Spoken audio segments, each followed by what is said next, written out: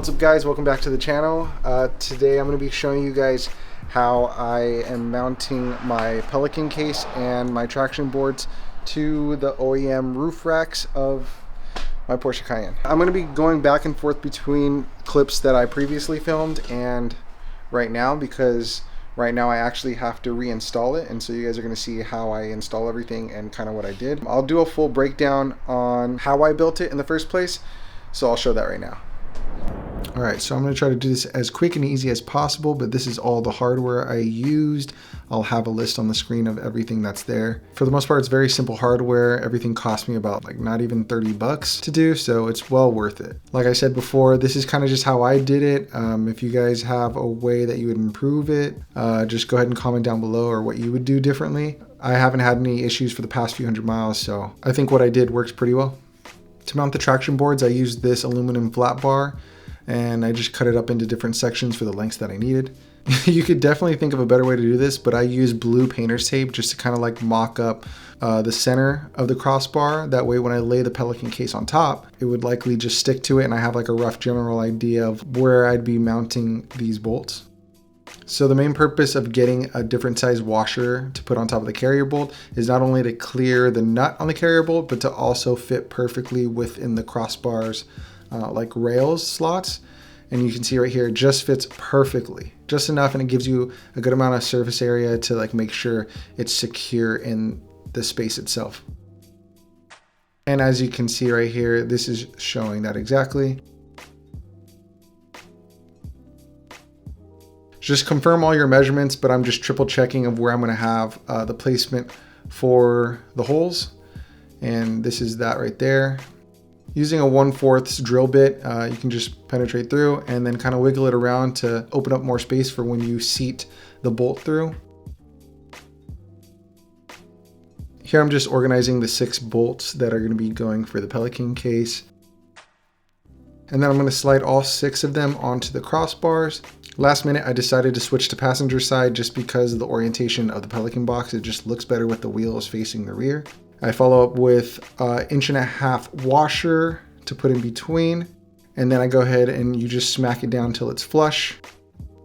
Once inside, you could start with the rubber washer, follow up with the other 1.5 inch, and then the lock washer. Top it off with the nylon lock nut. Because the nut on the carrier bolt is too small that it doesn't lock the bolt in place, you have to hold it with some pliers, finalizing it with just hand tightening. Moving on to all the hardware for the traction board mounts. You're most likely going to have different measurements than me. I'm using the X-Bolt traction boards because they were gifted to me. And from there, make the measurements for the custom brackets accordingly. I'm using a jigsaw because that's all I had. I filed down the edges just to make them smooth. In total, you should have about 6 pieces, 4 for the actual brackets, and then 2 are going to go on top to hold them down. This is the last measurement that you'll do for the piece that goes on top of both traction boards to hold them down. With the 36-inch flat bar, you should be able to have enough to cut the appropriate lengths for everything you need. Then I go ahead and drill 2 holes that I'll be putting the bolts through. One being for the crossbar and the other one being for the pins to go through the traction board. Here I'm just mocking it up on the floor. In the next clip, you'll see me showing you a closer up of the mounting brackets.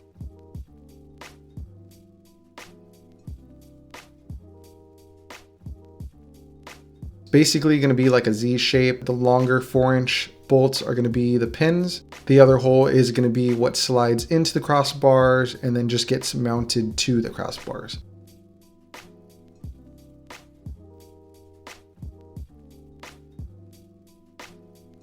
Go ahead and just slide those on. You can go ahead and lay 1 traction board on top just to have a general idea of where the brackets should be or where you want them to be. Go ahead and mark that, tighten it down to the crossbar, and then you can go ahead and just stack the rest of your traction boards. Depending on how you made your measurements, it should fit perfectly. I kind of made it closer to the traction boards so that it doesn't give it a lot of slop to move around. It's up against the pre-made holes in the plastic. And then finally, you're just going to secure it with the top plate and then finish it off with the nylon locking nuts.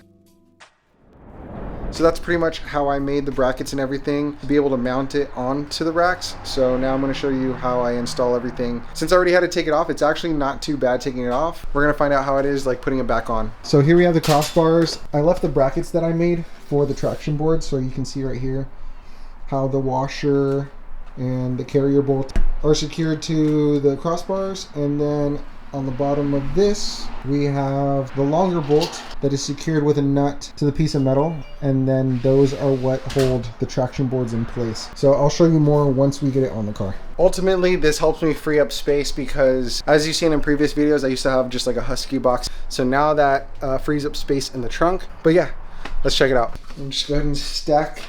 There we go. I made these plates to like secure them down, to have them on top like that. This way that I'm doing it is a little more permanent. I think what I'll eventually get, because I'm just securing it with the lock nuts, eventually what I'll get is like the twist ones, so that when I'm actually off-roading, it'll be easier to take off. But I think for, I guess, security reasons, I'll just do it this way. I haven't decided if I'm just gonna leave it on all the time or not, but whatever it is, I'm just gonna keep them on for now.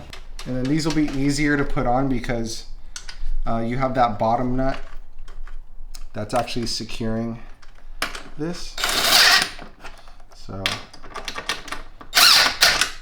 I just kind of get them down tight enough because they don't have to be like extremely tight, but you know, you don't want them to just be like making noise going up and down.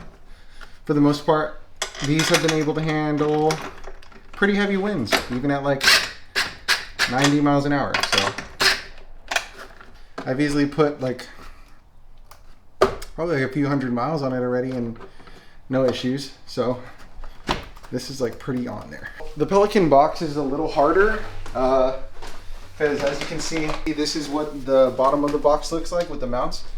So we're going to be sliding it in between these washers. Taking it off was pretty easy, but we kind of just like pulled it off, and then hopefully it's just as easy to like slide it back on.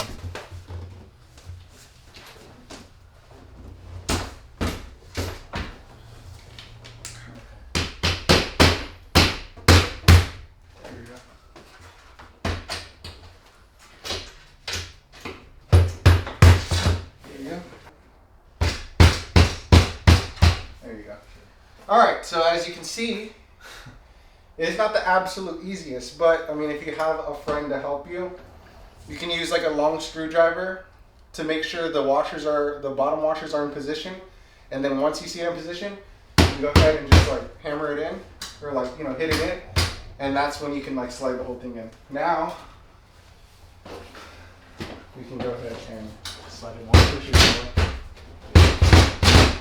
that. And then once we go ahead and lock this side, we're gonna lock that side. And then that's pretty much how it's gonna look. I have it spaced out, you know, pretty equally on both sides. I'll probably move the box over a little bit, and then from there, I'll bring you up here to show you how I tighten it down. All right, so what I'm doing for this part is I'm grabbing my old trusty pliers. I'm just holding it and tightening it down, but obviously you want to get it on there tight enough. And with that rubber gasket, you can kind of see it compressing, or you can kind of like play with this washer to see, you know, like this one has play. With that rubber gasket, as you see it compressing, that should be tight enough. Let me kind of just show you. This is kind of like messily put in here, but this is the recovery gear I have. I have my snatch strap, extra coils, a little foldable shovel, tire repair kit, first aid kit, headlamps, extra straps, all that. And then I have my tool bag that I have down there that goes up here. I'm still filling it up. Like, I'm gonna put some other stuff in there. Now I can show you how sturdy it is. Imagine I just like pull it and then it comes off. Right.